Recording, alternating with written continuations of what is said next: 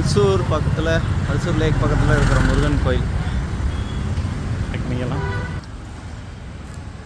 கொஞ்சம் பெரிய முருகன் கோயில் ஆடுதுங்க. அல்சூர் பக்கத்தில் இருக்கிற டெம்பிள். இதுதான் ஃபஸ்ட் டைம் இந்த கோயிலுக்கு. நீங்கள்லாம் நியருங்கிறனால கோயிலுக்கு வரலாம் அப்படின்ட்டு வந்திருக்கோம்.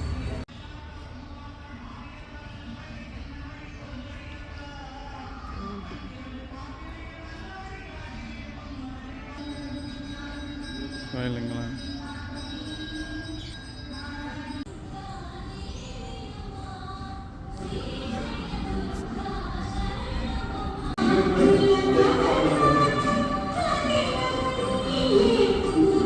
பிரசாதம் கொடுத்தாங்க, அதை நாங்கள் சாப்பிட்டு அங்கேயே வந்து பார்த்திங்கன்னா 2 சன்னதி இருக்குது முருகனுக்கு.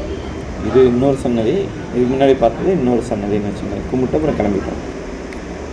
பக்கத்துலேயே பார்த்திங்கன்னா ஸ்ரீ அரவிந்தா அப்படின்னு சொல்லி ஒரு ஆசிரமம். அங்கேயே வந்து இன்டர்நேஷ்னல் ஸ்கூலும் இருக்க மாட்டேங்குது. நாங்கள் வந்து அது வந்து பாண்டிச்சேரி அன்னைங்கிறாங்க. பட் எனக்கு ரொம்ப தெரிலன்னு வச்சுங்களேன். பட் அங்கே என் ஒய்ஃபும் பக்கத்து வீட்டாக்காவும் கூப்பிட்டு போயிருந்தாங்க. ஸோ நான் அவங்க ஃபோட்டோ காட்டுறேன், உங்களுக்கு தெரிஞ்சால் கமெண்ட் பண்ணுங்கள் யாருன்னு.